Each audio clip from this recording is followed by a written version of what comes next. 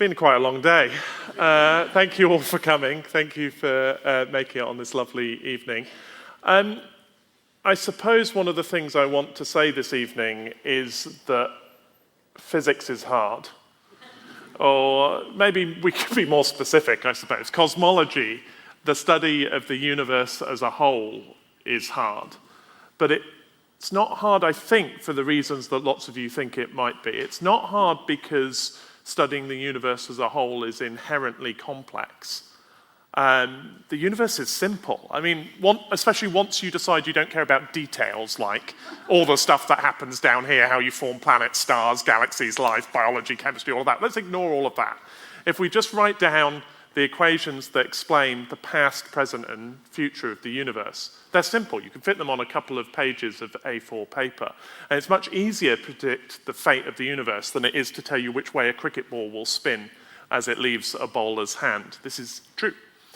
It's also not hard because we're short of ideas about how the universe might behave. We're not short of theories, of speculations, of crazy ideas about what might be the fundamental reasons for the universe behaving the way it does.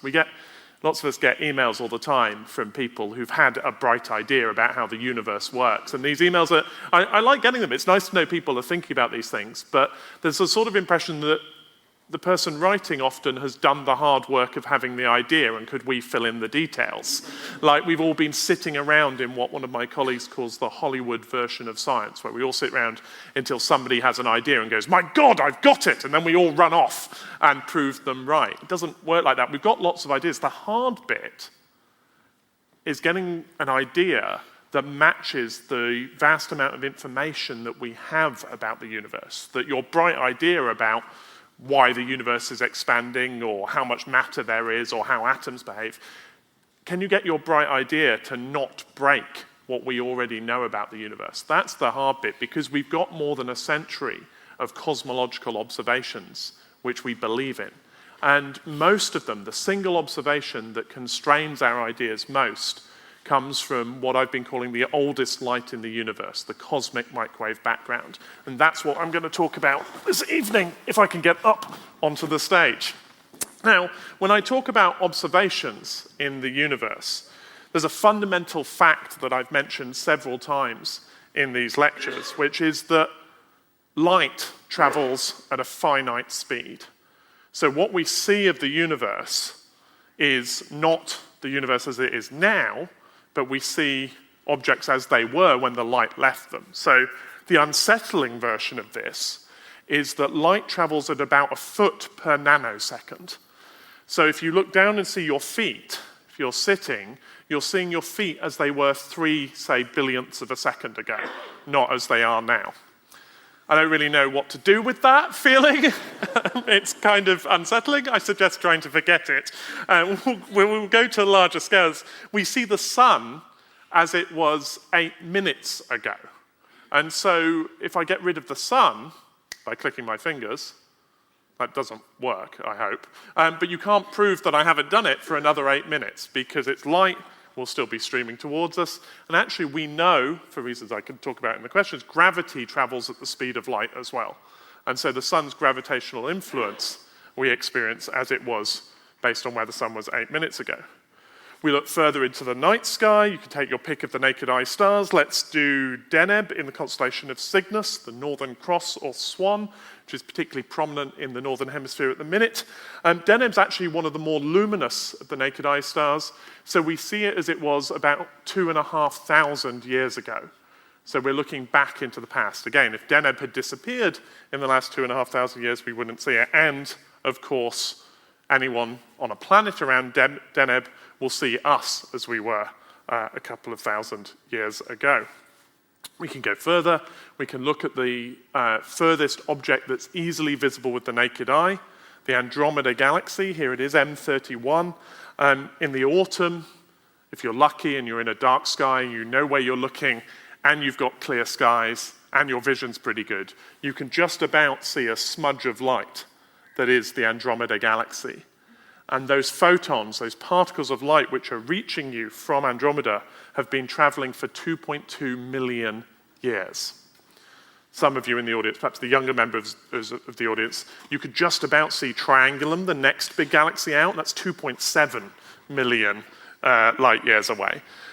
So we're going into the past. The cluster, for example, this is an image that was released just this week by the European Euclid telescope, something that's designed to make observations that help with this problem of understanding the universe on the largest scale. Mostly, it's a beautiful picture, but it's also showing us a cluster called Abell 2390, which is 2.7 billion light years away.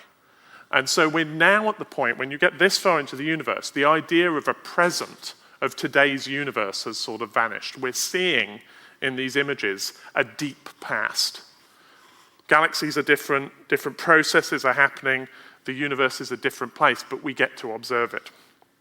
And of course, we can go even deeper.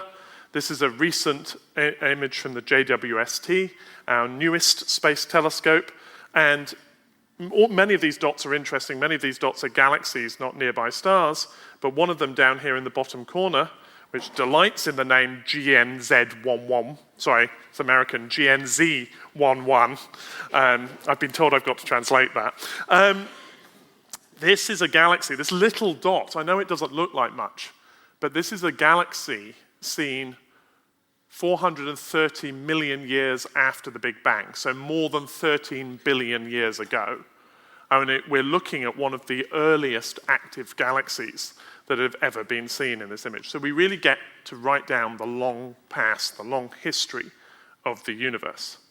Now, I said this image was from JWST, and I don't have an image of it in action because it sits more than 1 million miles away from us on Earth, but here it is just before launch. It's gold mirrors folded away, and what it's sitting on there, that structure, which is about the size of a lawn tennis court, is a sun shield. So it's designed, when in flight, to always protect the mirrors and the instruments of the telescope from the light of the sun. There's quite a fun fact, which is that you can measure its effectiveness in the same units that you do sunscreen. And so that sun shield, which cost many millions of dollars, has an SPF factor of 1 million. Just as designed. It's quite nice that you can use these familiar units. And the reason you go to all that trouble, the reason that you have to keep JWST cold, is that it's an infrared telescope. It doesn't work in the light that we can see, but it works at light at longer wavelengths in the infrared. And it has to be an infrared telescope in order to see galaxies like this one, because they shine most brightly. When you get to the distant universe, the galaxies shine most brightly, not in visible light, but in the infrared. And this should seem like a puzzle, I think, to you, because when we say that galaxies are shining, mostly what we mean is that the stars in them are shining. When we see this galaxy as it was more than 13 billion years ago, what we're seeing is starlight from more than 13 billion years ago. And stars, locally, in the galaxies that surround us and in our own Milky Way, stars like Deneb, shine most brightly in the visible region of the spectrum. Indeed, that's probably why it's the visible region, right? We evolved to make use of the light from the sun. It makes sense that we see in regions of the spectrum where the sun is bright. But these galaxies, which still have stars, shine most brightly in the infrared. And it turns out that's not because the stars are different, but because the light from them has been affected by its passage through the universe. We say it's been redshifted. It's been moved to the red. And we can measure this redshift very precisely by looking at the spectra of stars. So here's an image I've shown before, I think. This is the spectrum of the sun, with the light split out so that it forms the whole rainbow, and we've wrapped it round on this picture.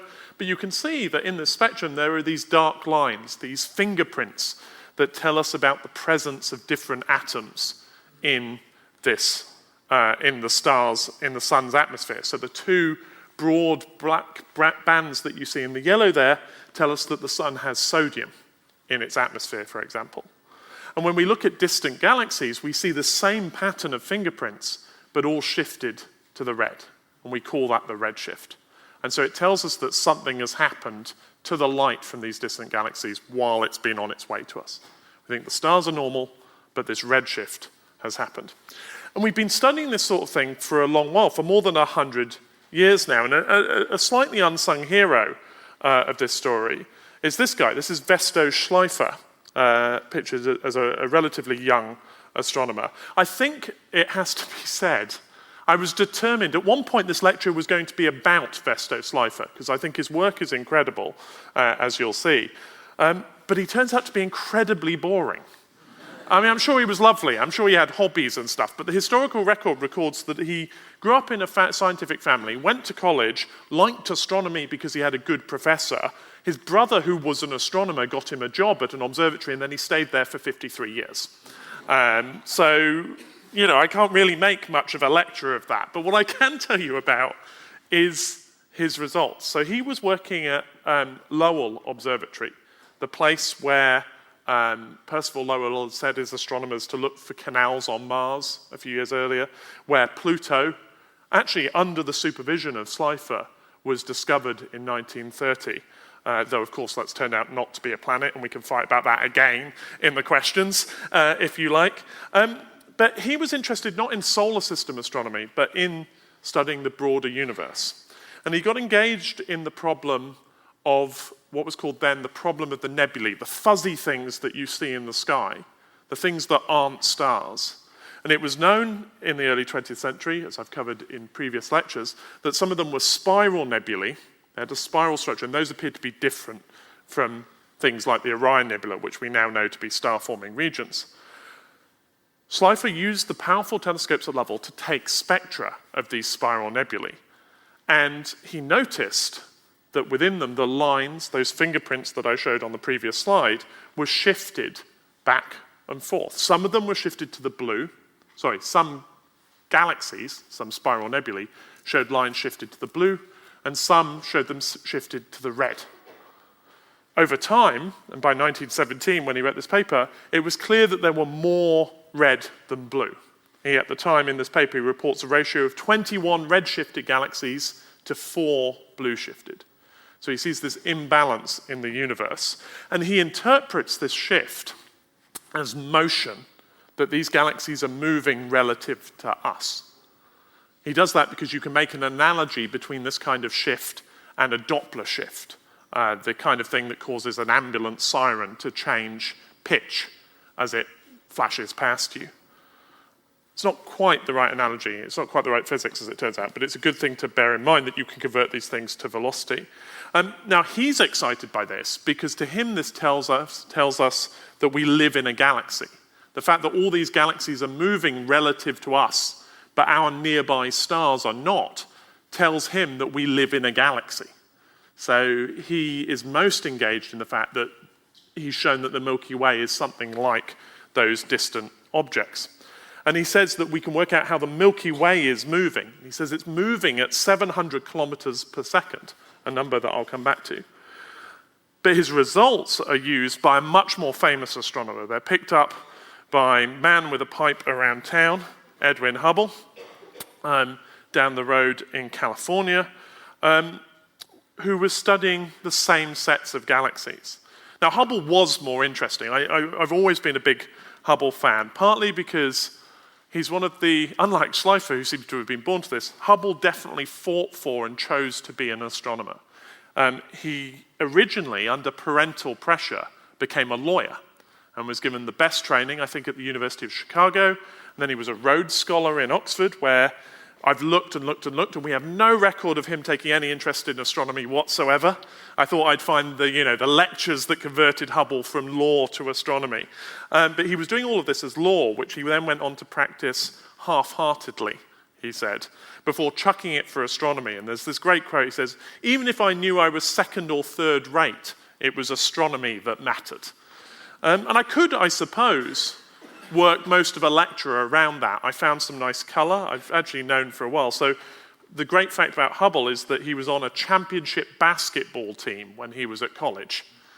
And you're thinking, why am I telling you that? I'm telling you that because the basketball has been to space. So this is the basketball on the Space Shuttle Atlantis while it was visiting the Hubble Space Telescope, which you can see just popping out the top of the picture there. So that's pretty good bragging rights, I think. I've held the basketball that went to space that Edwin Hubble once played with. So, I'm practically as famous as him, I think. I'm also terrible at basketball, it turns out.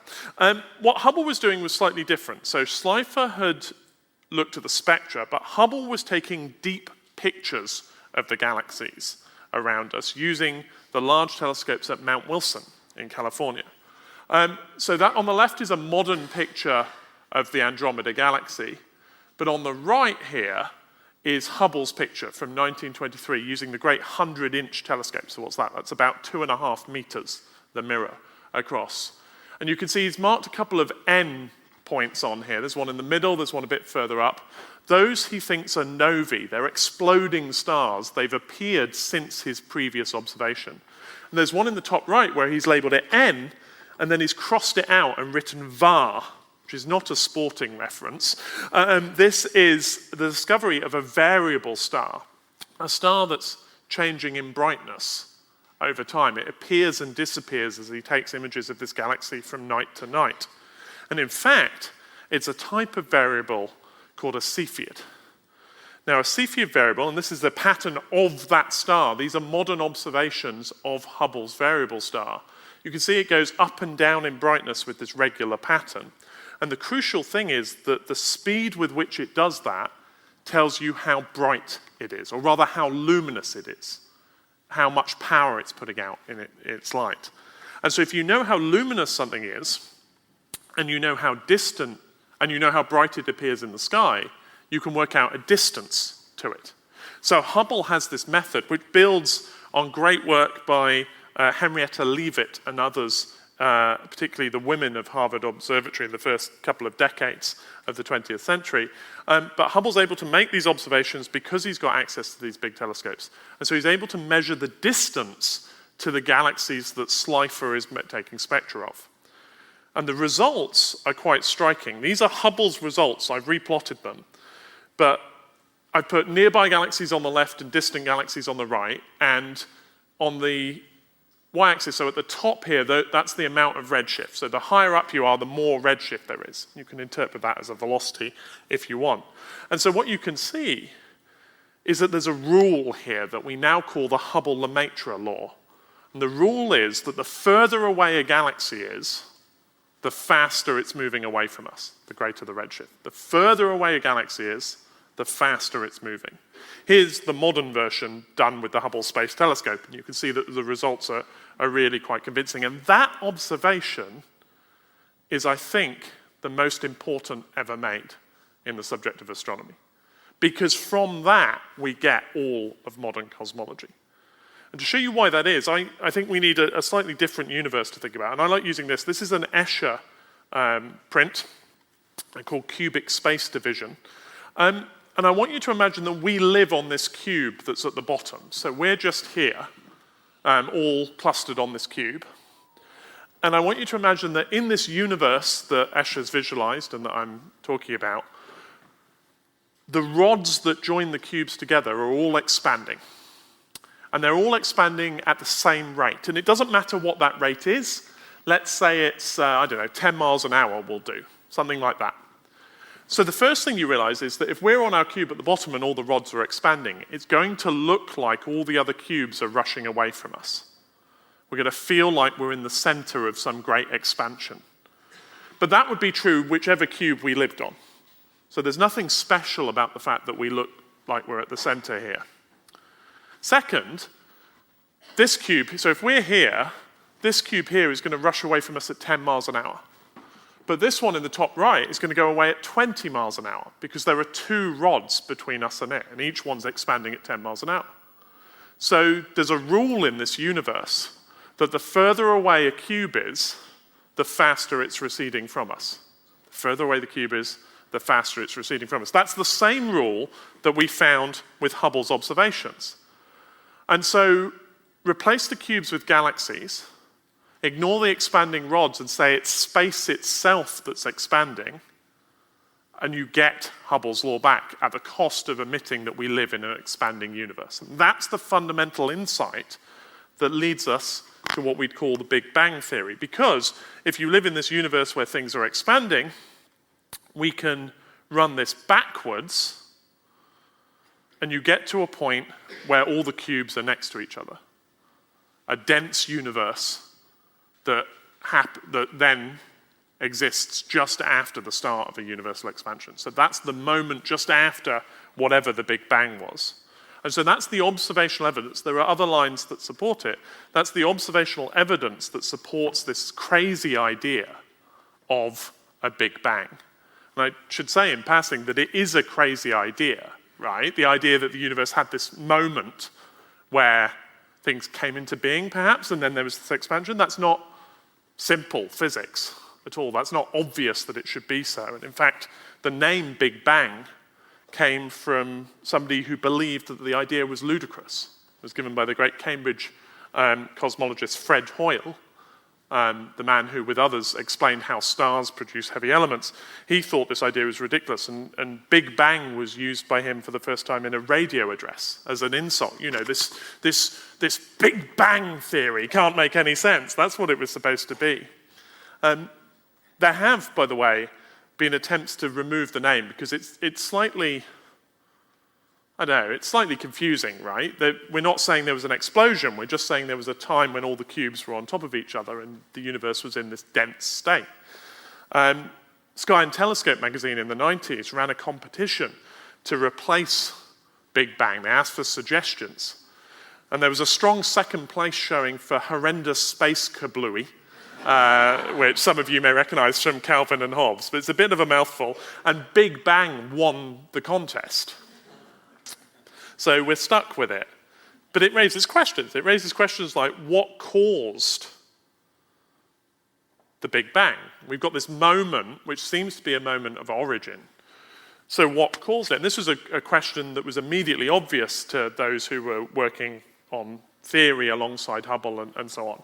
And there was a nice idea that maybe you had a cyclical universe. So the universe would expand, perhaps it would slow down, it would reverse, it would contract, and it would come back to whatever the opposite of a Big Bang is. Tends these days to be called the Big Crunch, but there was a brief period where it was a Big Bang backwards, so it's the gnab-gnib, which I think is about right. If you're watching at home, you can play that backwards and see if I got that vaguely right. And that's really nice, because then you just have a universe that bounces along forever. You never need to explain what happens. Except that it was obvious, even by the 50s, that there's a problem with this idea. And the problem is that the universe changes its contents.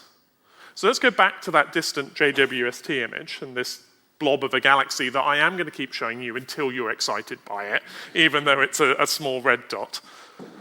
One of the things that's exciting about this is that we've detected gas around it.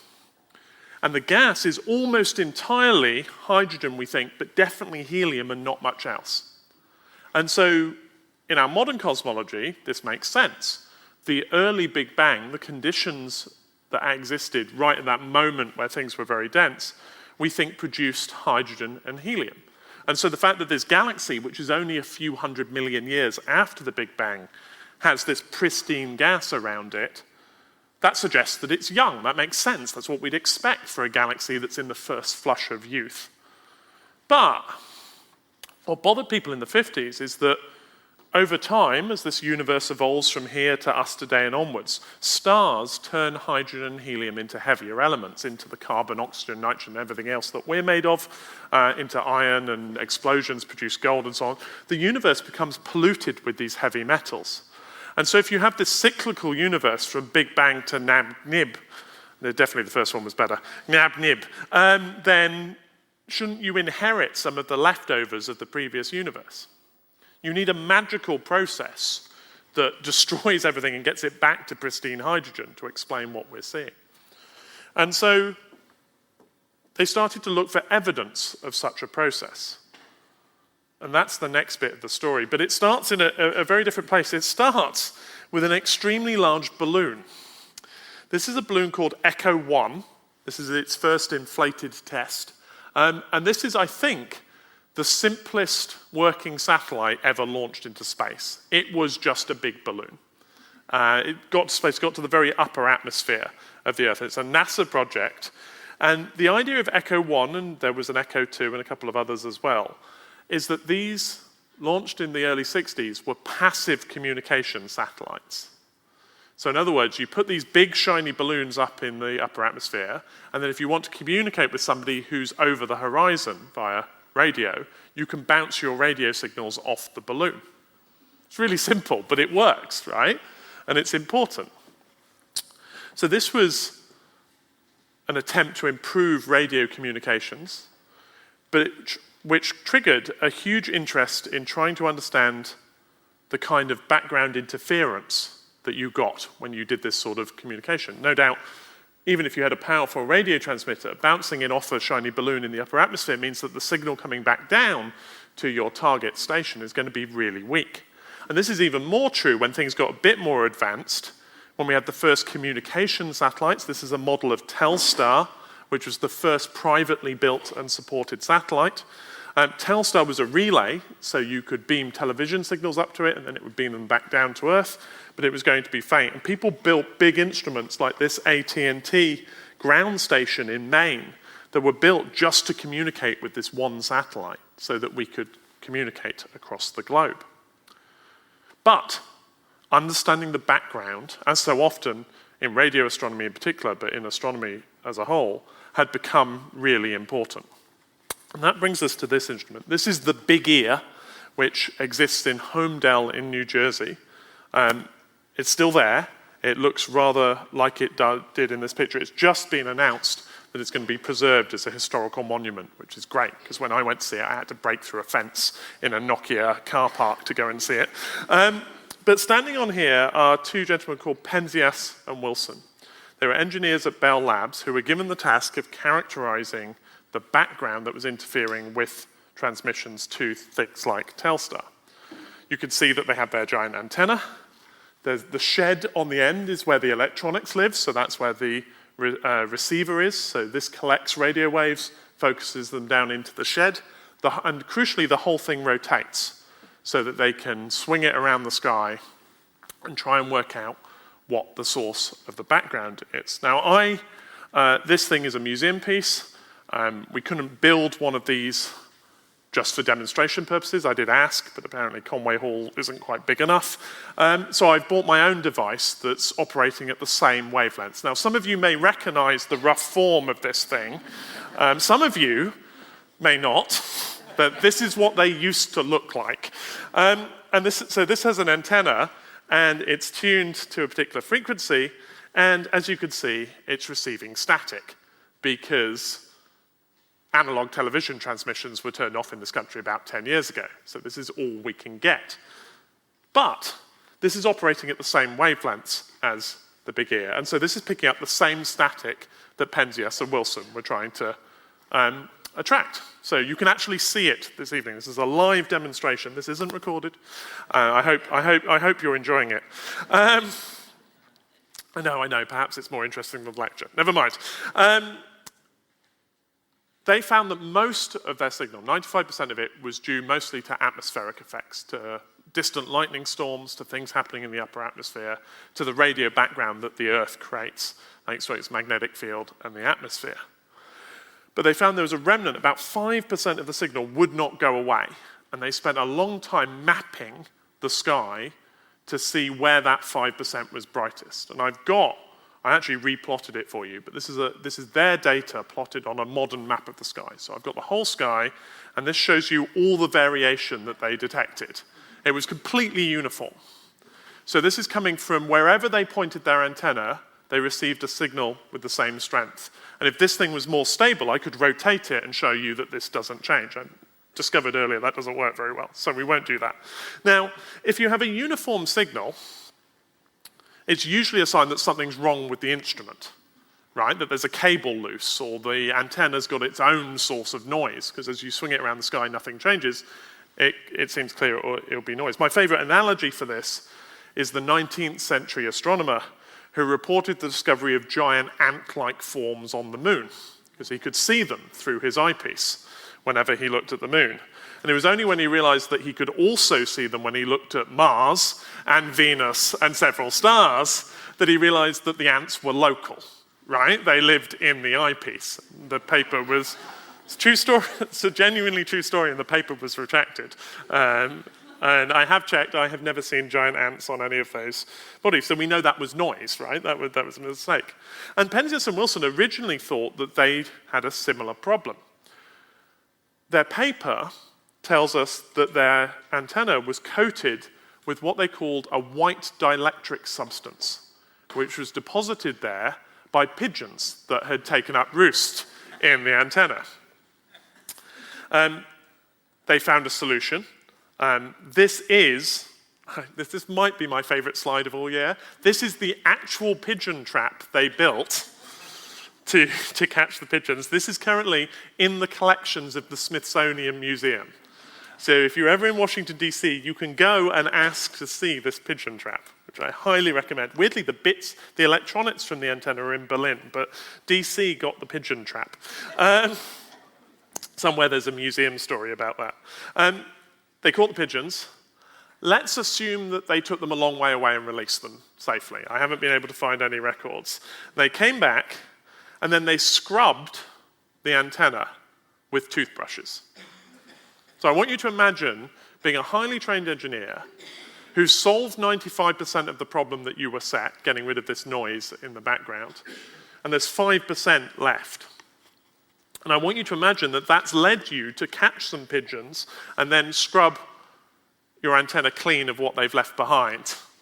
He says, suddenly realizing, I don't know if I can swear at Gresham, but never mind. You understand the role of the pigeons. Scrubbed with toothbrushes. And then I want you to imagine you go back into your cabin, you turn on your electronics again, and you find that hum, that background noise is still there. And I want you somehow to imagine that you're excited by that. And that you don't just write in the report, there is a background hum which remains anomalous. Done. Instead, they started seeking explanations. And in seeking explanations, they were put in touch with a group of cosmologists just down the road at Princeton who'd been thinking about building an experiment to detect a background hum at exactly these frequencies. Because they realized that that was their solution to the bouncing universe problem. You see, if that dense state that happens just after the Big Bang is also a time in the universe's history where it was very hot, then atoms can be ripped apart by the aftermath of this hot Big Bang. And so even if you start your universe with a complex set of pre-made atoms and maybe even molecules, if you go through a hot Big Bang, then you reduce everything to a sea of particles right at the beginning. In fact, if it's hot enough, you can't even have atoms. You can't even have neutral atoms because the electrons, which normally orbit the protons or the atomic nuclei, will run free in the universe. And so we predict that that early universe should be a sea of electrons. And that has interesting effects. The effect is that light traveling in that early universe won't go more than a fraction of a centimeter before it hits an electron and is scattered in a random direction. So if I click my fingers and send you all back to a time 200,000 years after the Big Bang, which I can't do, but you can imagine, if you're there in the first few 100,000 years after the Big Bang, you'll find yourself inside a luminous fog because light won't be able to travel for more than a centimeter or so in front of your face. And so it will bounce around and bounce around. But we know the universe is expanding. And as it expands, it cools. And there comes a point, about 380,000 years after the Big Bang, where all the electrons can be captured by the nuclei. An event that happens really quickly. It takes about a year for the whole universe to go from a sea of electrons to empty space. And at that point, light which is bouncing around can suddenly travel across the whole universe. So this is a nice example of that. This is an artwork called Blind Light by Anthony Gormley. It's a box of fog with some lights in it, if you'll forgive the description. But the point is, from outside, there's a light bulb in there somewhere. The light bounces around, but it keeps hitting water molecules. And it bounces from water molecule to water molecule to water molecule to water molecule until it happens to hit the edge of the glass. And if it scatters in the right direction, it travels out across the room. And we perceive it as having come from a glowing edge of this box of fog. So when we look back at the early universe, we encounter light that has bounced around from electron, electron to electron to electron, and then suddenly when the electrons have disappeared, it flies across the universe and it's detected by this device, by this television next to me. So 5% of that static on this screen now genuinely comes from a time 380,000 years after the Big Bang. That's what's been getting in the way of trying to watch, I don't know, late night comedy on Channel 4 30 years ago, I suppose, in my case. Anyway, we can actually study this first light, this early light. We call it the cosmic microwave background. And later satellites, because it's best to do this from space and not with televisions, started to find structure in the background. The first thing you see if you have a sensitive instrument, not just the big ear, is that you see there's a dipole. So this is a map of the sky again, and it's slightly hotter and colder. Think of it as brighter and fainter at particular wavelengths. This is because we're moving through space. So this tells us about the Earth's motion, and it turns out we're heading towards something called the Great Attractor, a collection of about 100,000 galaxies, a few hundred million light years away. But we can get rid of this pattern, and then you see this, and this stripe along the middle is actually our galaxy getting in the way. Dust in our galaxy emits at these wavelengths. So you take that away, and then you end up here. And these blobs, which were first seen by a satellite called COBE in results released in 1992, are, I think, the thing that convinced most working cosmologists that our model of the Big Bang was real. And it's because if you have a completely uniform universe, that doesn't look like the universe that we see today. The universe that we see today, and is the map of our local universe that I showed in Lecture 1. This is data from the Sloan Digital Sky Survey. You'll see our universe today is lumpy. There are places where there are lots of galaxies, and there are places where there are very few. But if we have a microwave background, an early universe that's completely uniform, then it will remain uniform. You won't be able to form the lumpy universe that we see today. But once we discovered that there were tiny fluctuations, and they're small, they're about 1 part in 10,000 difference in density or temperature between each of these blobs. Once we discovered there were these differences, we could work out how galaxies form. And we do that using supercomputers like this one, which is artfully framed in an old deconsecrated church in Barcelona. Just looks fantastic. And what we do is we can take the blobs that we see in the cosmic microwave background, we scatter material, matter, in this distribution in the computer. So you get this. And in a picture like this, which is of the computer simulation, the bright bits are the places where there's more matter, and the dark bits are places where there's very little. And this is, 15 million years after the beginning. The differences are pretty subtle. But gravity works to exaggerate those changes over time, because the bits of the universe that already have more matter than the average will accumulate more matter. They have a stronger gravitational pull. And so as time goes on, through 1 billion years, nearly 5 billion years up to today, we go from a very smooth universe to the lumpy one that we see today. I've taken out the expansion in these images so you can see what's going on. And here's a movie showing roughly the same thing, where you can see the structure becomes defined over time.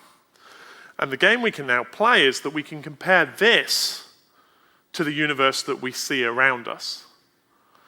And then because we know the starting conditions from the CMB, we can work out what other ingredients we need in the universe to produce the one that we see. And so this is the fundamental observation that's taught us so much about the universe. Comparing these simulations to things like the Sloan set of data gives us the recipe. So it tells us, for example, that we know that there's 6 or 7 times as much matter in the universe than we can account for in normal matter, in hydrogen, helium, and all the rest, in protons and neutrons and all the rest. We know that that's dark matter. Don't know what it is, but we know that it's there. We also know through comparisons like this that the fate of the universe is settled, that the expansion of the universe is actually speeding up for reasons that we don't understand. We tend to label that dark energy, but we don't know what it is. And so we don't get our gnab nib, we get an ever-expanding universe at the end. And so this is the game that cosmologists play. This is why it's hard, because I have to, when I write down my new idea for a cosmological theory, I have to still produce a universe that looks like what we see. I have to get the cosmic microwave background right, and I have to tie them together. And that's really hard. What we'd like to happen, actually, is for the observations to disagree with each other a bit, because then we'd have a clue as to which ideas might be good ones. And we're beginning to get the idea that that might be possible from 2 sets of observations, trying to measure something fundamental, something that Hubble himself would have recognized. All we want to do is measure the current expansion speed of the universe. How fast is the universe expanding? This is sometimes called the Hubble constant, though it's not constant, it's just the current value. Now, there are broadly two ways of doing this. One is that we can look at the cosmic microwave background, we can do that extrapolation to what we see today, we can compare the two, and we can work out how much expansion there's been. It's a bit like having a cosmic ruler. We can take features in the cosmic microwave background, we can look at our distribution of galaxies and say, okay, we found the same feature, so we've literally measured how much bigger the ruler has got. It's really simple. It's a physicist's way to do it. It's elegant. It's difficult. It's tricky. You've got to get the statistics right, but it's nice and simple. Or you do a better version of what Hubble did. And he measured distances with stars. So now we use exploding stars. This is a type 1a supernova, the death of a giant star in a nearby galaxy, M82. And these always go bang with roughly the same brightness. So if they go bang with the same brightness, then we can work out their distance by comparing to how bright they actually are. And we can measure the expansion rate that way between us and the galaxy. And the thing is that when you do this, the two methods now seem to disagree with each other. Although I'm going to have annoyed people, possibly 1 or 2 of them in the room, by saying they disagree. So I'll show you the actual results. So this is over time. And in black, so this is the speed with which we think the universe is expanding. So you can see it's roughly 70 kilometers per second per megaparsec. So a megaparsec is about 3 million light years. And so for every 3 million light years, every second, that gets 70 kilometers bigger. So you'll see that that's not very much, right? So that's why we don't really notice the expansion of space in our daily lives, right? It's a small account, unless you're looking on very large scales. In black are the results from the people who study the microwave background. In blue are the people who study supernovae, and there's this gap in between that's opened up in the last few years. Now, scientists are particular when they say 2 data sets don't agree with each other. So to my joy, I really like this. We've decided this isn't a disagreement and it's not an argument. This is a tension.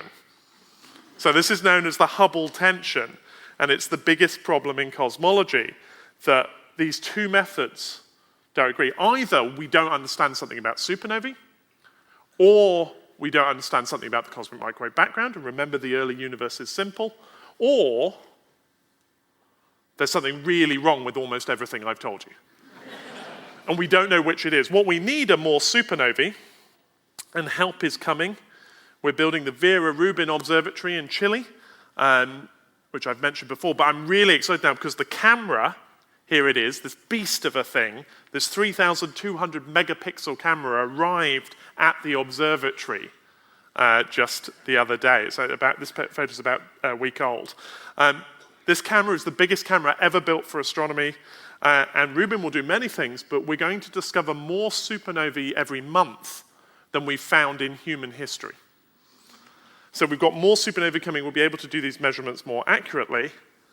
And maybe the tension will go away, or maybe it will stay.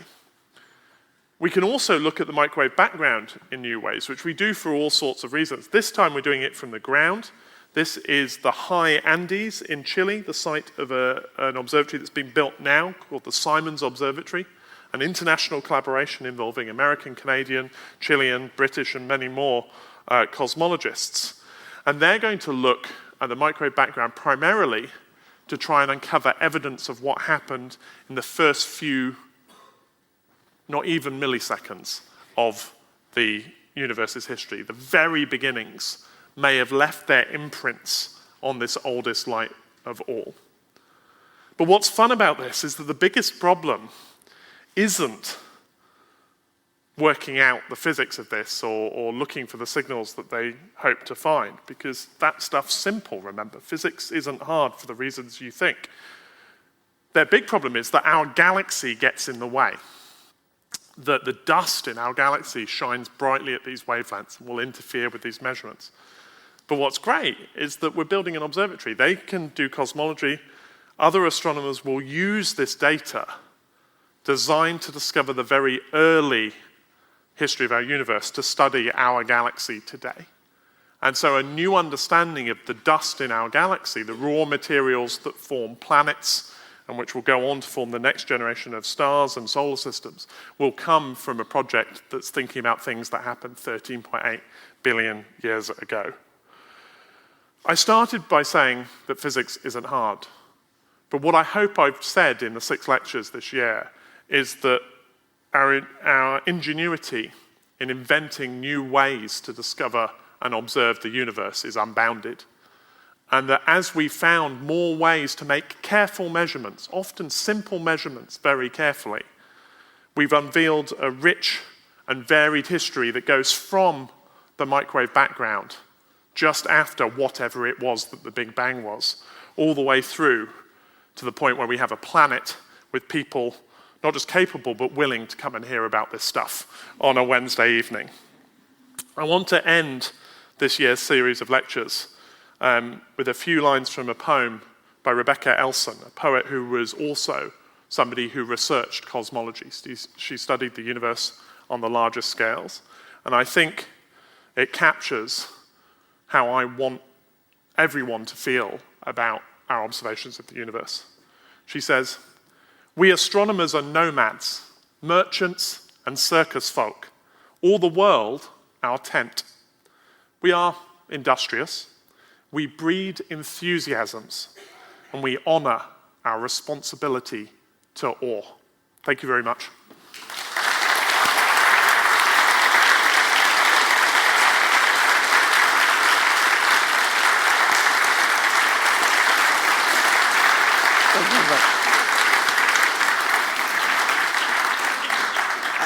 Chris, thank you so much. That was absolutely terrific. We do have some time for questions.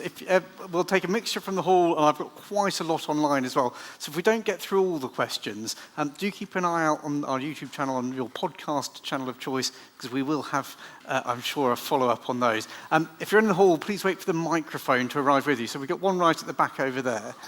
Hello, thank you, Chris. It was a fascinating lecture. I'm quite naive, but you said some of the simplest ideas create a huge amount of research. One thing I'm aware of is that the further into space we look further back in time. So that we get towards 13 billion years ago, we get to nearer the Big Bang. And your evidence is that because of the red shift, things are moving away, accelerating more rapidly, and things locally are not accelerating.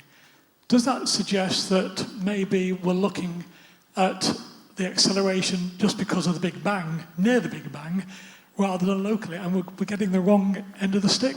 Yeah, this is a really good question. So just to paraphrase briefly, and there was more to this, but let me answer one aspect of it, which was, we know that the expansion, we seem to think the expansion is accelerating. So is it just that it was different in the past, and as we look back, we're seeing these effects? So people have thought about that. One thing you might predict, if that's right, is that we wouldn't necessarily be in the center of whatever change that was. So what people do is they look at, maybe if I just use this half of the sky do I still see evidence for acceleration exactly the same as I see this way?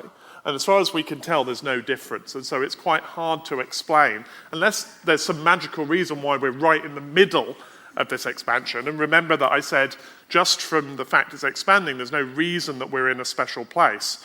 So you either have to say that we're really lucky and we're in the middle and this is happening, or you need another explanation. But it's not a naive question at all. It's really important to consider these effects because we're looking at a universe that's changing as the light was traveling towards us.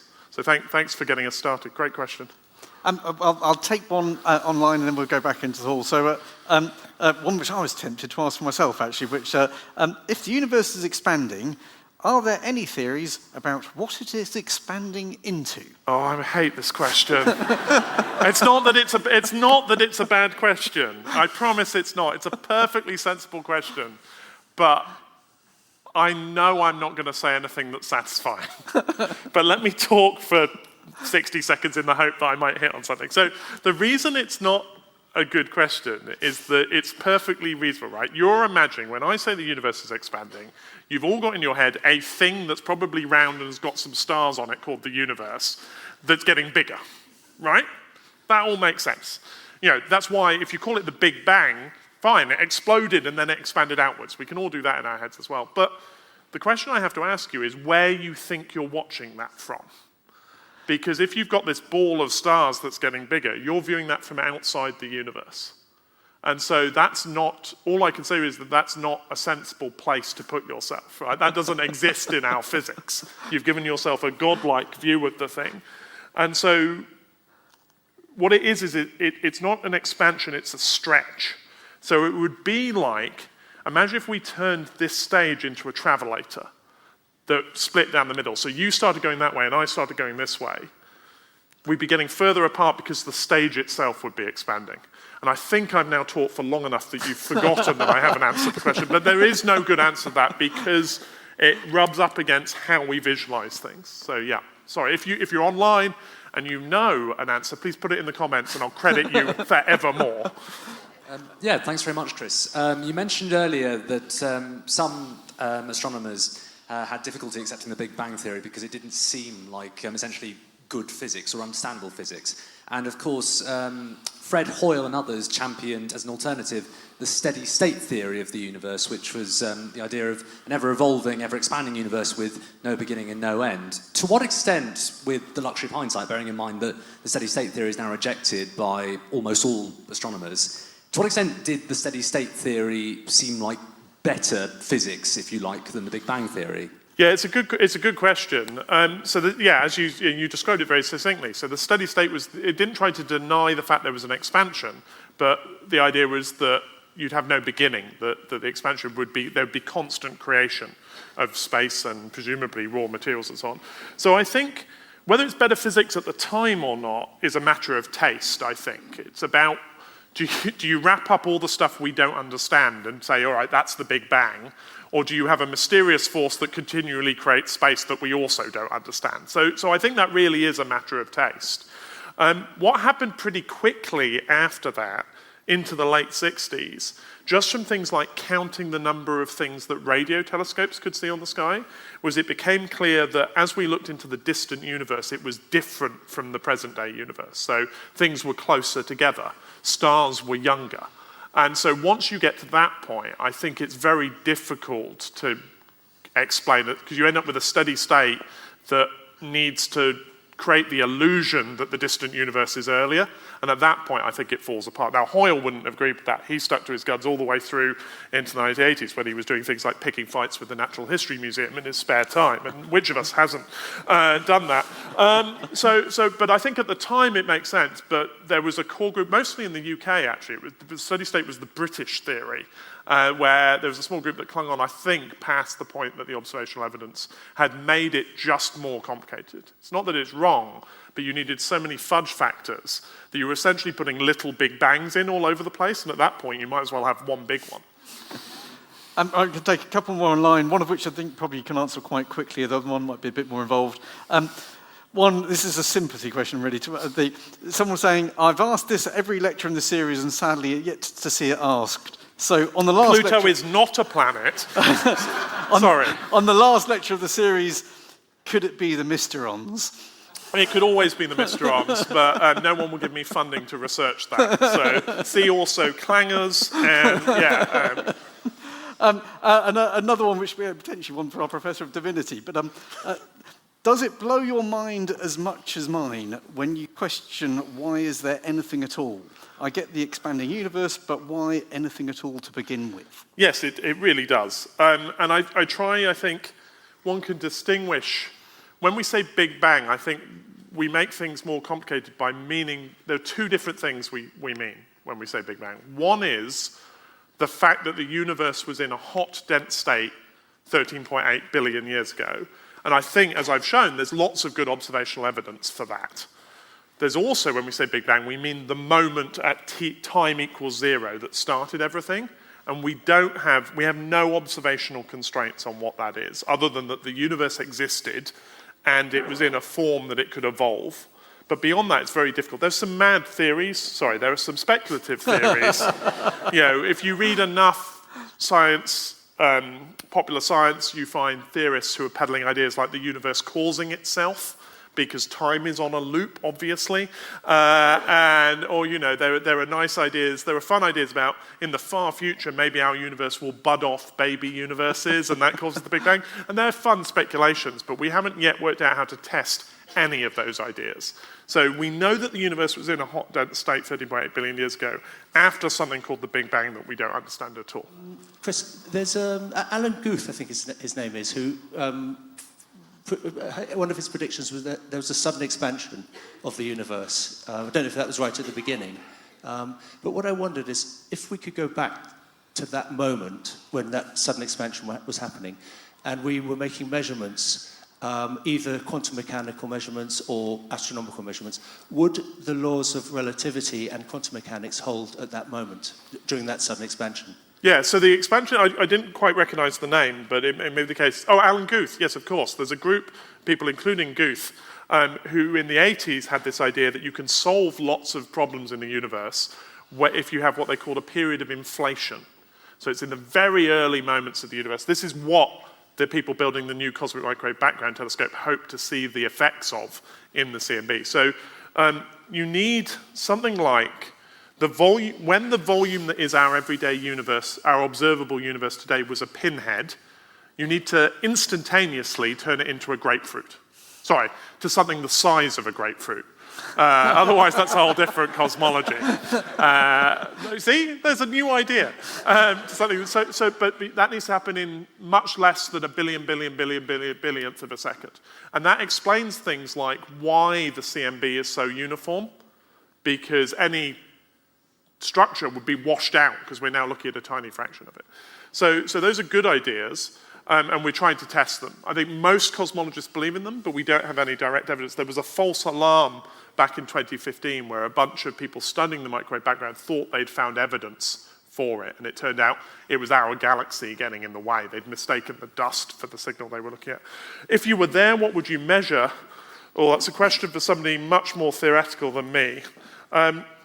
It's not a problem for relativity, because space can expand as fast as it likes. Light can't travel through space faster than the speed of light, but space can speed up. So you can describe this stuff with the equations of general relativity.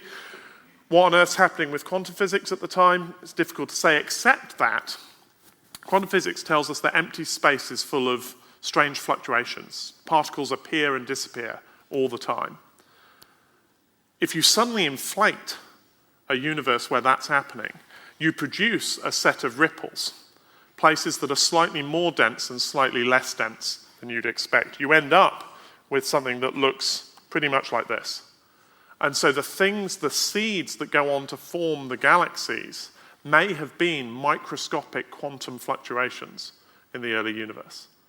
And if you understood all of that, you're better than I am. But those are the kinds of ideas that we're playing with. So yeah, thank you for adding that in. That's a great question.